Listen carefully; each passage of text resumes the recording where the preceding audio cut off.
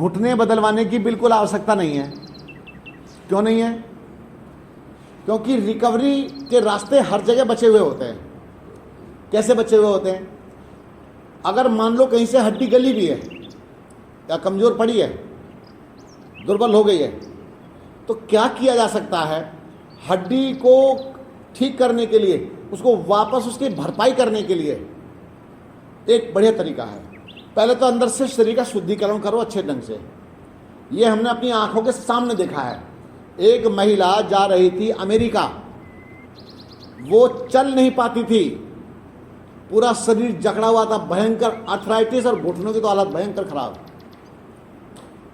और उसके बाद कहीं से उसको तो फ्लाइट पकड़नी थी, पता नहीं स्टेशन से या ना कहाँ से, किसी बुक स्टॉल से उसको एक गुरुजी की पुस्तक मिल गई, मेरे गुरुजी की। उसमें गठिया का टॉपिक था, एक गठिया, और गठिया का टॉपिक उसने पढ़ा। और पढ़ने के बाद जानते हो, अपने पति को बोलती है कि मैं अब अमेरिका नहीं जाऊंगी। अरे बोले टिकट? अरे बोले कुछ भी हो, मुझे सीधे सीधे यहाँ की अपेक्षा इधर ले चलो, गुरुजी के पास। इतना बड़ा निर्णय, इतना बड़ा निर्णय, कोई व्यक्ति अपनी फ्लाइट छोड़ दे, कितना पैसा लगता है, और सीधा गुरुजी के पास पहुंच जाए, आके अपनी राम कहानी बताई कि मैं तो फ्लाइट पकड़ने वाली थी गुरुजी, मैं तो छोड़ करके यहाँ आ रही हूँ सीधी। अब आप मुझे देख के ये बताओ, क्या मैं ठीक हो सकती हूँ? अरे बोले क्या क्यों लगाती है? बोले तू ठीक हो सकती है और हो ही जाएगी। गुरुजी के शब्द भी ऐसे होते थे, मजबूत शब्द होते थे। गुरुजी कितना समय लग जाएगा? अरे तू तो अमेरिका जा रही थी, तो फिर समय क्यों पूछती है? समय क्यों पूछती है? चलने दे ट्रीटमेंट, फिर भी बता देता हूँ 2 महीने लगेंगे तुझे बिल्कुल ठीक होने में। बोला गुरुजी कमरा किधर है? उसने अपना बिस्तर लगा दिया। 2 महीने लगे उसे, 2 महीने। उसको मेरे गुरुजी ने 18 दिन का पानी पर फास्ट करवाया था, उसी महिला को 18 दिन। और आपको और आश्चर्य बताता हूं, 15 दिन पानी पर फास्ट होने के बाद भी उसको कोई लाभ नहीं दिखाई दे रहा था। 15 दिन हो गए थे। जब 15 दिन पानी पर हो गए थे, तो और भी कई दिन निकल गए थे और कोई लाभ ना मिलता दिखाई दे, लगभग 1 महीना गुरुजी ने खींच दिया था। 1 महीने में रत्ती भर भी लाभ नहीं था उनकी दृष्टि से, देखने वालों की दृष्टि से। लेकिन ऐसा नहीं है। जब पत्थर पर हम चोट लगा रहे होते हैं ना, तो ये मत सोचना कि पत्थर सुरक्षित है। तो पत्थर कौन सी चोट में धड़ाम से गिर पड़ेगा, कुछ पता नहीं, ठीक है। तो अंदर तो कार्यक्रम चल रहा था।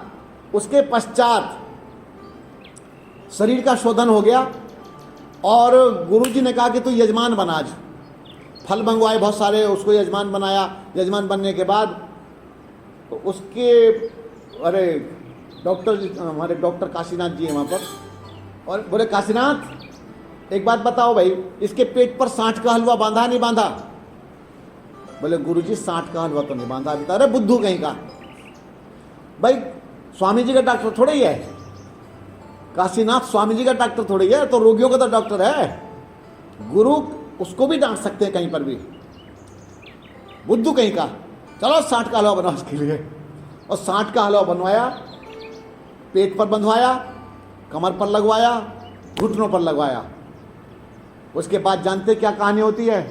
उसके बाद 3 दिन के बाद, 3 दिन नहीं, उसके तुरंत थोड़े समय बाद ही अंदर से आंव निकलनी शुरू हो गई, वाइट आंव, म्यूकस।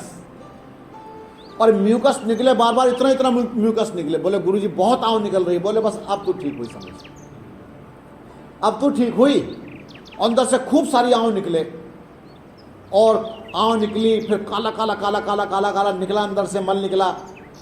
और उसके बाद जब काला मल निकल गया अंदर से, हा, अब समझ लो कि वो जो घुटने थे ना, जो खराब हुए पड़े थे, जो पूरा बॉडी जकड़ा हुआ था, वो सारी की सारी जड़ आंतों में और स्टमक में ही भरी पड़ी थी।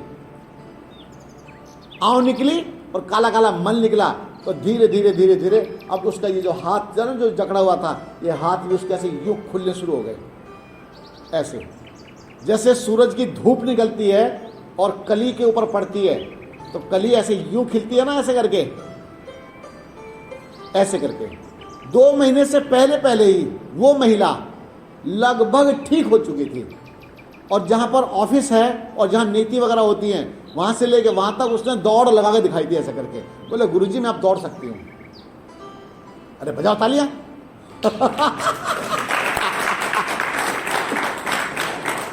तो ये मत समझना। अच्छा, एक और चर्चा चलती रहती है कि भाई नेचुरोपैथी में टाइम बहुत लगता है। कोई माइका लाल ये सिद्ध करके दिखा दे कि समय ज़्यादा लगता है। रमेश जी, प्राकृतिक चिकित्सा में समय ज़्यादा लगता है बीमारी ठीक होने में? आप ऋषिकेश गए थे, मेरे पास कितना वजन कम करके आए थे? 7 दिन में 7 किलो। आपको कितना हुआ था? 5 किलो ये कम करके आए थे। मजाक नहीं है, मैं दावे के साथ कहता हूं, प्राकृतिक चिकित्सा दुनिया की सबसे तेज फास्ट काम करने वाली चिकित्सा है। इससे अच्छी और इससे बढ़िया, इससे अच्छी सुलभ कोई चिकित्सा पद्धति संसार में हो ही नहीं सकती। मुझे एक बात बताओ, आप ट्रीटमेंट किसे मानते हो? आप शुगर को, जो शुगर हुई है अंदर, 20 साल से दवाई खा रहे हो, आज तक तो ठीक नहीं हुई। और हमारे यहाँ 7 दिन में इंसुलिन भी छूट गया, गोलियां भी छूट गई, तो ज़्यादा समय लग गया? 7 दिन समय होता है कुछ, तो इतना तो समय देना ही पड़ेगा। 15 दिन लग गए, चलो इस महिला को 2 महीने लग गए, तो क्या अपराध हो गया? ठीक तो हो गई। वहां जाकर के मेडिकल का ट्रीटमेंट करवाती और करवा करके कितने इंजेक्शन, कितने सब इसके अंदर भर दिया होता, स्टेरॉइड भर दिए गए होते इसके अंदर। आप कहते ठीक हो जाती वो? गलत बात है। काट काट करके अंग बदलने शुरू हो गए होते उसके। वहां पर लाखों रुपया खर्च होता, और गुरुजी ने खाली प्रसाद बटुआ करके, जो उनकी छोटी मोटी फीस होती थी, फीस तो क्या भैया, वो आश्रम का उसका सब मेंटेनेंस करने के लिए थोड़ा बहुत तो शुल्क लेना ही पड़ता है। मेरी भी भावना ऐसी है, मैं 1 पैसा किसी से लेने के लिए तैयार नहीं हूँ, लेकिन व्यवस्थाओं की दृष्टि से तो हमको ये लेना ही पड़ेगा, उतना तो चाहिए। मेरा भी जीवन दान पुण्य पर नहीं चलता, मैं आपको सही बताता हूँ। तो इसीलिए हमारा क्या है कि थोड़े से पैसों में वो महिला बिल्कुल स्वस्थ होकर के चली गई। तो ये है प्राकृतिक चिकित्सा का बहुत बड़ा चमत्कार। ऐसे ऐसे 1-2 नहीं, मैंने ढेरों चमत्कार अपने गुरुजी के सामने होते हुए देखे। देखो, आपने यहाँ पर आकर के कुछ लाइट एक्सरसाइज सीखी है, और भी आप जानते हैं स्वामी रामदेव जी का 5 बजे चैनल पर कार्यक्रम शुरू हो जाता है, होता नहीं होता? भ्रमण, उससे पहले भ्रमण कर लो, आपकी इच्छा है 2 घंटे वहीं सामने बैठ जाओ जाकर के। मुझे क्या दिक्कत, हमें क्या दिक्कत है? करना चाहिए अभ्यास करना चाहिए। आप अपने घर में बैठे बैठे अभ्यास करते रहो। जल नीति सीख गए, रबर नीति सीख गए, हमारे स्टाफ, हमारे जो लोग हैं, रबर नीति आप सीख गए हैं, तेल नीति आपको आगे करनी, कुंजर क्रिया करना सीख गए, ये सब क्रियाओं को आप सीख चुके हैं। अब इसके बाद मिट्टी की पट्टी सीख गए होंगे, आराम से बनाई जा सकती है। नहीं तो निरोग भारत चैनल में घुस कर देख लेना, खूब बता रखी है हमने मिट्टी की पट्टी कैसे बनाई जाती है।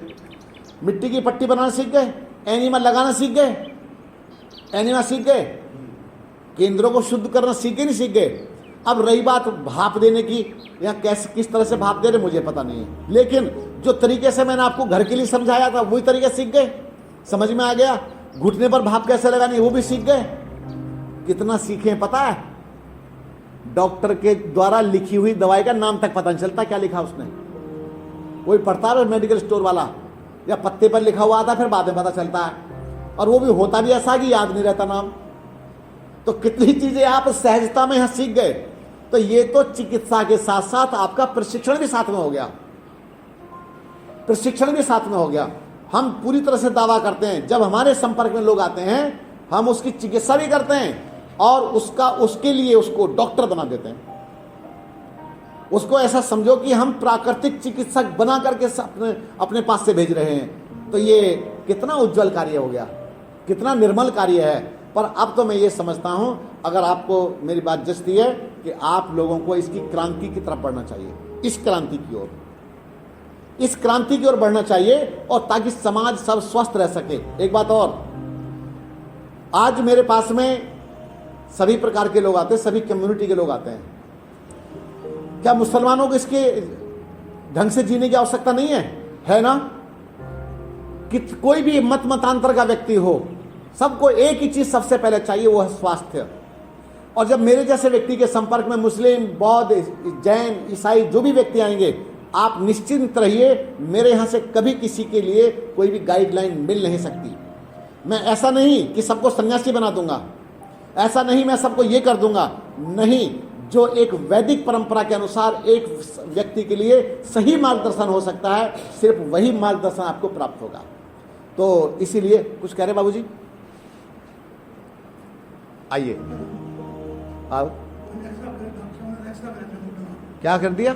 किया था, हाँ, उसमें मेरी हड्डी इस तरह दिखा, इस तरह हो रही है। अच्छा, वो क्या ऑपरेशन होगा, 5 लाख रुपया लगेगा। 5 लाख लगेंगे? दोनों घुटना करना पड़ेगा। बहुत अच्छा है। इस तरह हो जाएगा, ठीक। अच्छा, बैठ जाओ, बैठो बैठो बैठो। एक लड़के की हो रही है, अपना हिरनिया हो रही है, उसका ऑपरेशन बता रखा है। किसको? एक लड़का है मेरा। तो सारी बात थोड़ी पूछते हैं। अभी हम घुटने के बारे में बता देता हूँ, जल्दी बैठो, जल्दी बैठो।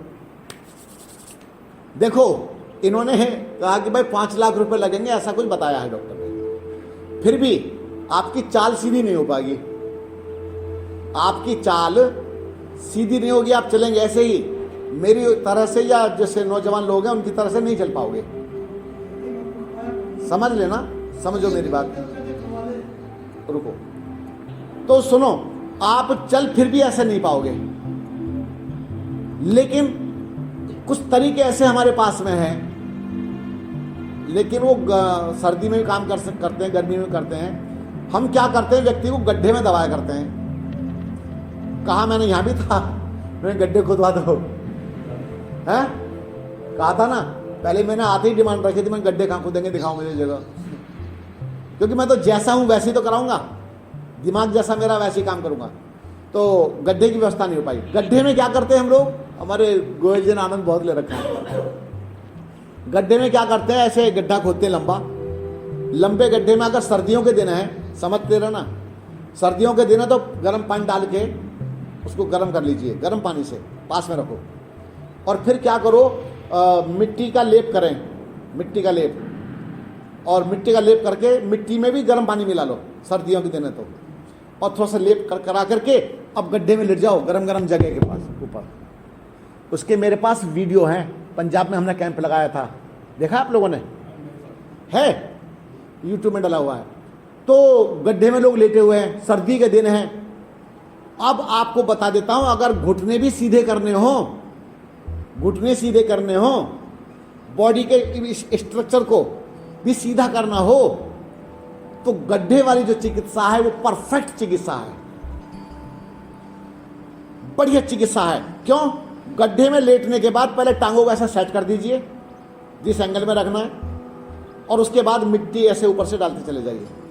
मिट्टी का दबाव, मिट्टी का जो प्रेशर पड़ेगा, और प्रेशर कर पड़ने थोड़ी देर के बाद बॉडी के द्वारा मिट्टी अंदर की अपने आप ही गर्म हो जाएगी, मिट्टी गर्म हो जाएगी, और गर्म जब मिट्टी हो जाएगी तो अब आपकी बॉडी को हील करेगी।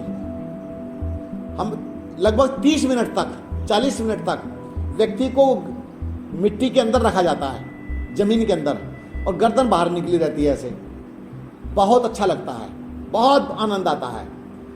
अभी जैसे तपोवन में कैंप होते हैं, मैं अभी रिकॉर्डिंग हो रही है, मैं आपको एक बात कह देता हूँ, जैसा आपको मेरे स्वभाव से पता चल रहा होगा या मेरे गुरुजी के स्वभाव का पता चल रहा होगा, मैंने धन कमाने के लिए कोई ऐसे काम किए ही नहीं है। मैंने लोगों से कभी डिमांड भी नहीं की, लेकिन मुझे आवश्यकता ऐसे स्थान की है जहाँ पर एक प्रॉपर तरीके से सेंटर बन सके, ऐसा सेंटर बनाया जा सके जहाँ पर लोग आकर के स्वास्थ्य लाभ ले सकें। मेरे मस्तिष्क में, हालांकि पूरे देश भर में मैं सेंटर बनाना चाहता था कि निरोग भारत के सेंटर पूरे देश भर में बने भैया, और इसी पैटर्न पर, इसी तरीके से एक प्रॉपर तरीके के सेंटर, दिखावा नहीं, ज़्यादा मतलब मशीनें नहीं, बहुत ज़्यादा ये हाई प्रोफाइल नहीं, ऐसा सेंटर जहां आकर के थोड़ा नेचुरल जिया जा सके।